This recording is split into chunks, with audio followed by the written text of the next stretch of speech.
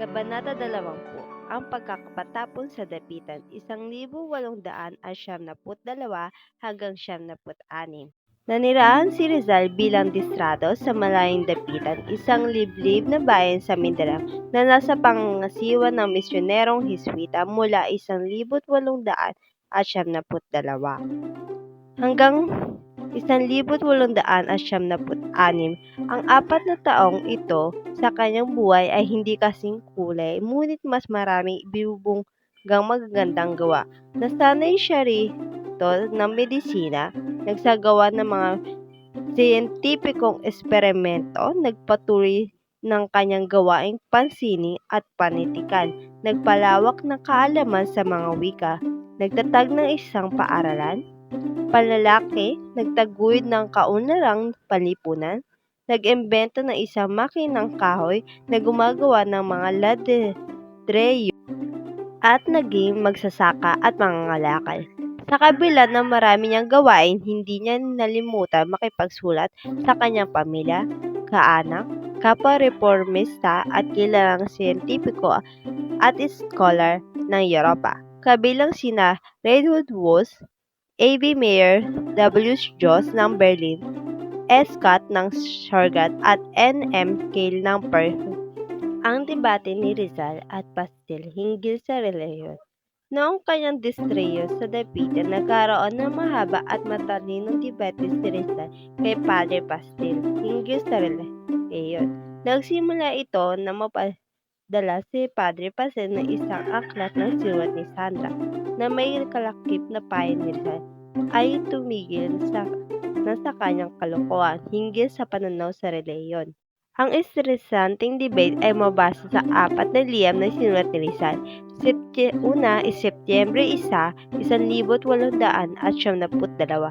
Pangalawa, Nobyembre 11, 1872.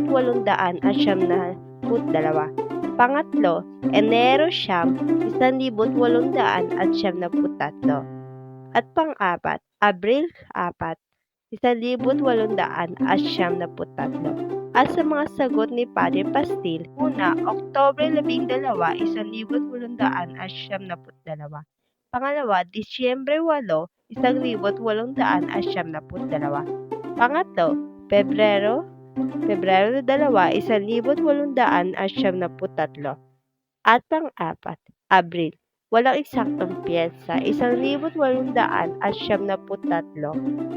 Sa lahat ng kanyang liham kay Padre Pastil, ipinakita ni Rizal ang kanyang mga antikalohikal na ideya na nakuha niya Europa at mapait na karanasang bungad ng pag-uusig ng masamang prayle. Mauunawaan kung bakit masama ang kanyang loob sa prayling umabuso gaya ng sinulat niya kay Blumentritt mula Paris noong 1870. Gusto kong saktan ang mga prayle, ngunit mga prayling gumagamit sa relihiyon higit sa mga prayling panangal, ngunit bilang sandata, Kastila, Cura, Balute, etc.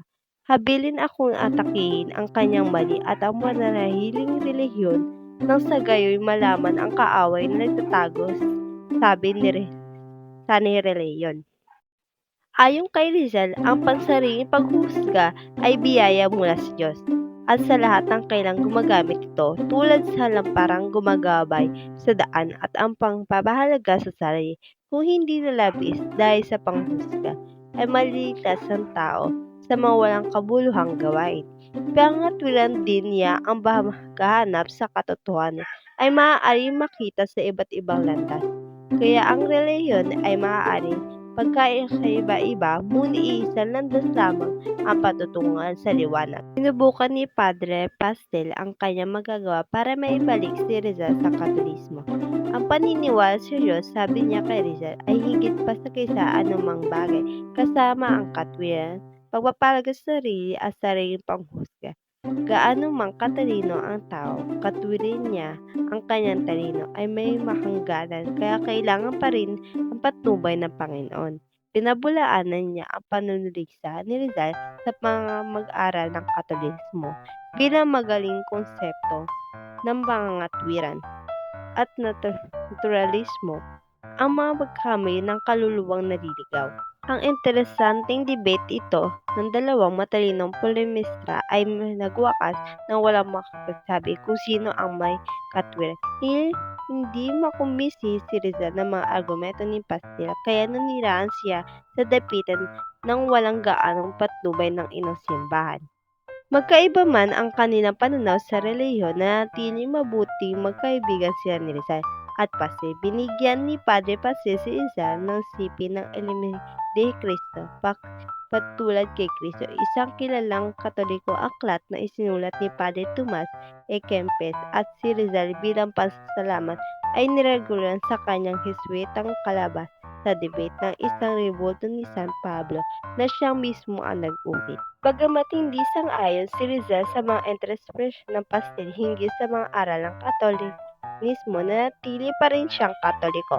Patuloy siya nakikinig ng misa sa simbahang Katolikas ng dapitan at pinandiwang niya ang Pasko at iba pang piyesang panrelihiyon sa pamaraang Katoliko. Ngunit ang pagiging Katoliko niya ay kinakitaan ng pagsusuri at pagpapaliwanag ang Katolismo ni Rizal at hinamon ni Rizal sa isang duelo ang isang Pranses. Habang nakikipag-debate si Rizal kay Padre Pastil sa pamamagitan ng palitan sulat, nagkaroon siya ng away sa isang Pranses na nasa dapitan, si G. Juan Lardet, isang negosyante. Ang lalaking ito ay bumili ng troso mula sa lupa ni Rizal. Ilan sa mga trosong ito ay mababa ang kalit. Ipinahayag ni Lardet sa liham niya kay Antonio Merada, isang mangangalakal sa dapitan at kaibigan ni Rizal, ang kanyang pagkainis sa pakipagnegosyo at sinabi na kung si Rizal Z ay isang tapat na tao, hindi niya sana isnama sa kwento ang mga trosong mababa ang kalidad. Lingid kay Landet, ipinakita ni Mercada ang liham nito kay Rizal. Isa sa mga kinahangaan ng bayani ay taong pagiging maramdamin. Nang mabasa niya ang liham ni Landet, ay kaagad na nag-init ang kanyang ulo dahil para sa kanya ay isa itong paghamak sa kanyang integridad. Kaagad niyang hinarap si Lardet at hinamon sa isang duelo. Nang malaman ng komandante ang insidente, kinausap ni Corseo ang praile at hiniyang pagpapaunlarin nito kay Rizal kaysa tanggapin ang hamon nito. Kaibigan, wala kang kalaban-laban kay Rizal sa larangang ito. Si Rizal ay espekto sa signa ang pakipaglaban, lalo na sa pag-ekstrema ng at pagbaril. Nakinig naman si Lardet sa komandante at sinulat niya si Rizal sa wikang Pranses noong Marso 30, 1890. Humingi siya ng paumanhin sa nagawa niyang pag-insulto. Tinanggap ni Rizal ang pagpapaumanhin dahil isa siyang mahagino at binasa sa relasyon niya ni Lardet at anumbalik ang mabuting pag-aalang dalawa. Ngunit nang mangyaring dahil sa pagiging maramdamin ni Rizal ay mahinamon siya sa duelo sina Antonio Luna noong 1890 at W.E. Retana ng taong ding iyon. Si Rizal at si Padre Sanchez. Bukod sa sarili, may kinausap si Padre Pastel na tumulong sa kanya ang paghikayat kay Rizal na imaksi ang mga kapagkamali niya sa relihiyon. Ang mga ito ay sina Padre Opas, kura ng Dapitan, at Padre Jose Vera Clara, kura ng Dipolog. Sinikap nilang maibalik si Rizal sa Katolismo. Higit pa roon, ipinadala ni Padre Pastil sa Dapitan si Padre Francisco de Paula Sanchez, paboritong guro ni Rizal sa Ateneo de Manila.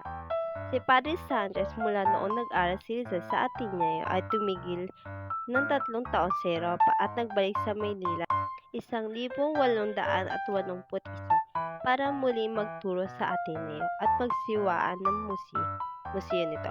Siya lamang ang pareng Espanya na nagtanggol sa Noli Me Tangere.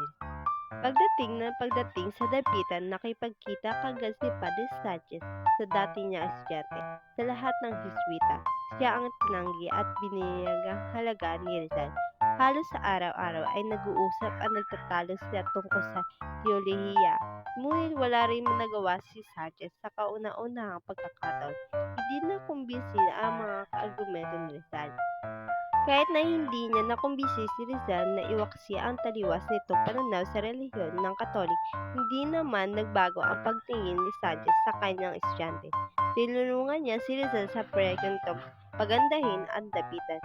Noong karawan niya, niregaluhan siya ni Rizal ng isang napakagandang aginaldo, isang monasteryong may pamagat ng Estudio de Saber de Liga at Taga, mga mag-aaral hinggil sa wikang Tagalog. Isang gramatikong Tagalog sulat ni Rizal at inihulog niya sa kanyang dating guro. Magandang buhay sa dapitan. Sa dapitan, naging maganda, tahimik at kaaya-aya ang buhay ni Rizal mula Agosto 1873. Salit-salitang dinalaw ni Rizal ang kanyang pamilya nang maibsan ang kalungkutan nito sa kanyang pag-isa sa kuta ng mga Espanyol sa lupain ng Moro. Ang mga dumalaw sa kanya ay ang kanyang ina, mga kapatid na sina Trinidad, Maria at Narcisa, at ang mga pamangkin na sina Teodosio, Estenesio, Mauricio at Prudencio. Nagpatayo siya ng bahay sa baybaying dagat ng Talisay na pinapaligiran ng mga puno na namumunga na prutas. Nagpatayo rin siya ng isang paaralang panlalaki at isang ospital para sa kanyang mga pasyente. Sa sulat niya kay Blumentritt noong Disyembre 11, 1873, inilarawan ni Rizal ang kanyang buhay sa dapitan, kung saan kwento ni Rizal kung paano siya nabubuhay dito at tatlong bahay, isang persiko at isang hexagonal at ang pangatlo ortogonal at lahat ay yari sa kawayan, kahoy at nipa. Nakatira kami sa pasikat ng bahay, kami ng aking kapatid na si Trinidad at ang pamangkin doon sa oktogan. Ang mga batang lalaki at ibang mabubuting kabataan tinuturuan ko ng arithmetika, wikang Espanyol at Ingles. At sa higaan na bahay naman ang aking mga alagang manok. Mula sa aking bahay ay narinig mo ang bulong na malinaw ng sapang dumadaloy mula sa mataas na bato. Nakikita ko ang dalampasigan, ang dagat kung saan mayroon akong maliit na bangka at dalawang baroto. Gaya rin ng tawag niya rito. Marami akong puno rito ng mangga, lansones, guayabano, baluno, langka at iba pa. At may alaga akong koneho, aso at pusa at iba pa.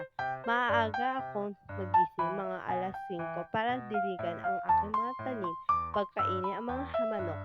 Gising ng mga tao rito nang sila'y may kumilos na rin. Pagsapit ng alas 7 ay medya nagkaagaan kami ng tiyasa, tinapay, keso, matamis at iba pa. Maya-maya tinitingnan ko ng mga aking mga pasyente, tumayo pa rito sa mga aking lugar. Magbibihis at pupunta sa bahay sa kain ng aking broto. Mangahoy ng mga taguro, ibabalik dito ng alas 12 ng handa ng aking tanghalian. Pagkatapos ay tuturuan ko ng mga batang lalaki hanggang alas 4 ng hapon at natitirang oras ay ilalaan ko sa pagtatanim, pinagbabasa at nag-aaral ako. Napagtagpo ni Rizal sa espiya ng Fraile. Noong unang araw ng Nobyembre 1873, masaya at mapayapang naniniraan si Rizal sa kanyang bahay sa Talisay. 1 kilometro ang layo mula sa dalampasigan. Kasama niya roon ang kanyang ina, mga kapatid na sina Narcisa at Trinidad at ilang pamangkin. Ang masaya nilang pamumuhay ay ginambala ng isang nakakatuwang insidente, kinasangkutan ng isang espiya ng mga Fraile. Ang espiya ay sinasabi ng ngalan Pablo Mercado at dinumano ay kamag-anak siya, kaya dinala niya si Rizal sa bahay nito noong gabi ng Nobyembre 3, 1873. Ipinakilala niya ang sarili bilang kaibigan at kamag-anak. Nagpakita pa siya ng isang larawan nila ni Rizal at isang pares ng botones na may sinasyal na PM, Pablo Mercado, bilang tanda ng kanyang pagiging kaanak ng mga Rizal.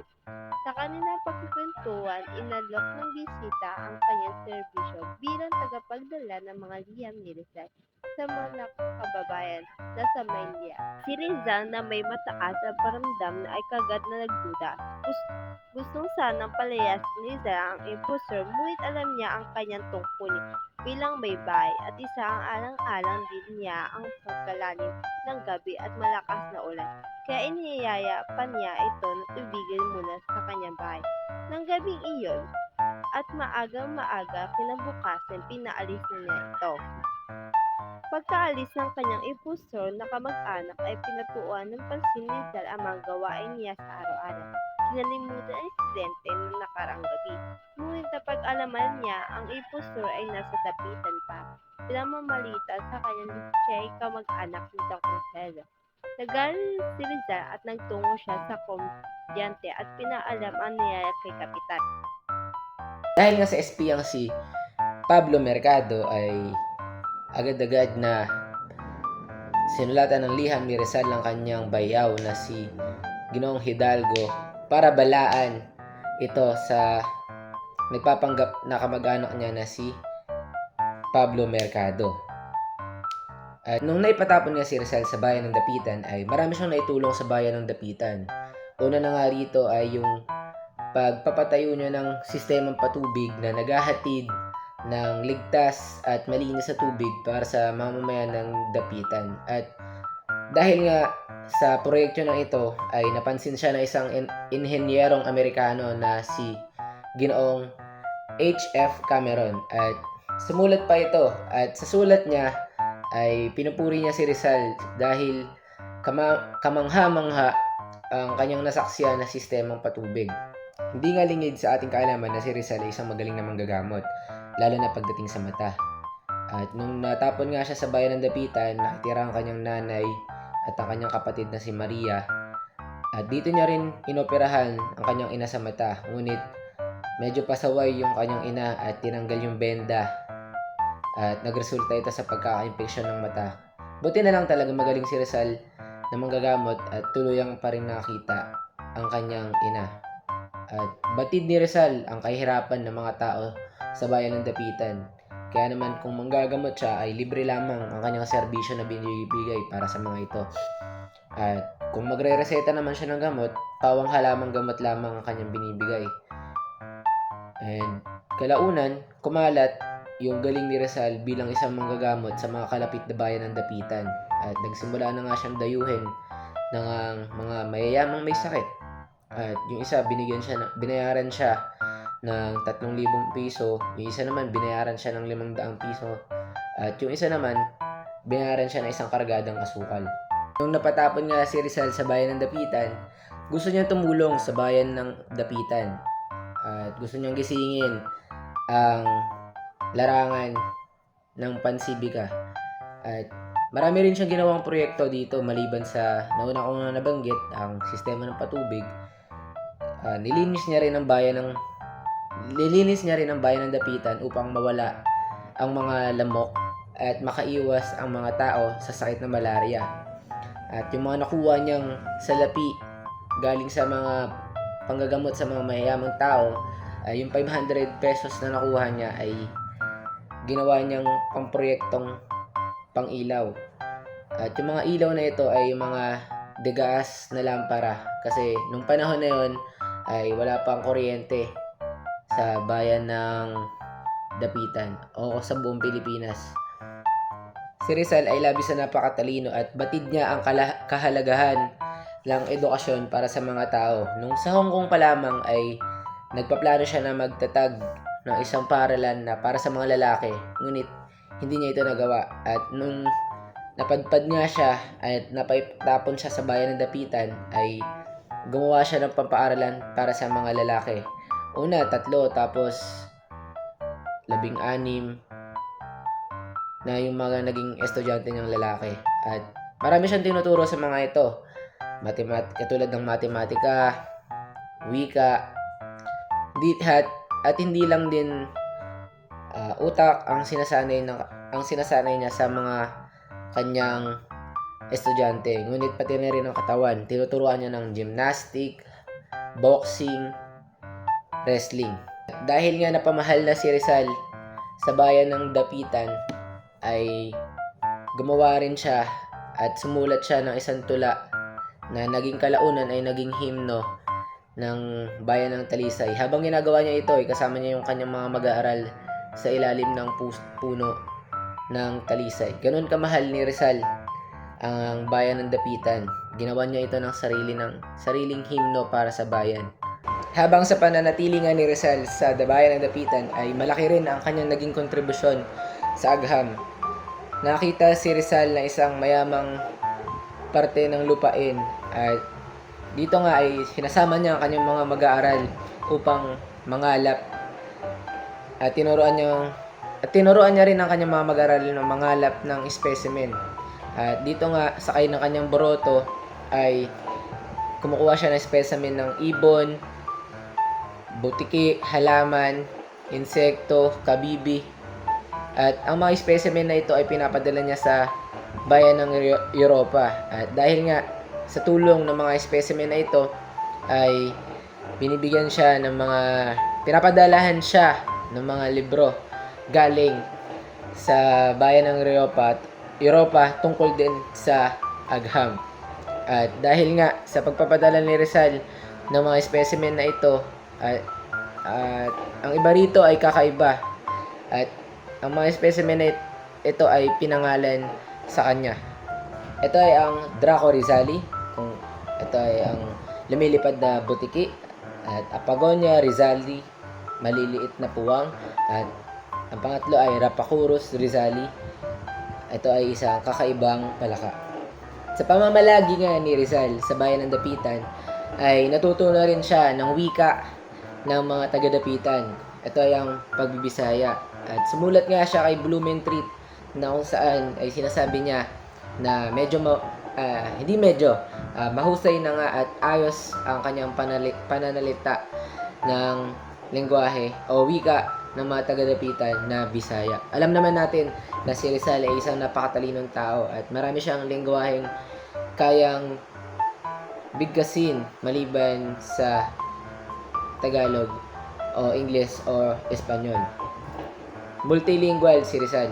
Si Rizal din ay likas na masining. Tinulungan niya ang mga madre sa paggawa ng imahe ng birhen. Siya ang gumawa ng kanang paa, ng ahas na nakapalibot sa birhen na may kagat-kagat na mansanas. Yung mansanas mismo, siya rin yung gumawa nun. At sa kanyang direktibo, tinulungan niya pa rin ang mga madre sa pagpipinta. At yun lamang para sa kabanata na ito. At sana maayos namin lahat ng aming partner na si Janine kung ano man ang nilalaman ng kabanatang ito. At maaari na natin sagutan ang quiz after netong video na to. Yun lamang, maraming salamat sa inyo guys sa panonood. Kung napanood nyo man to at umabot kayo dito, at ma'am, thank you po. Bye bye.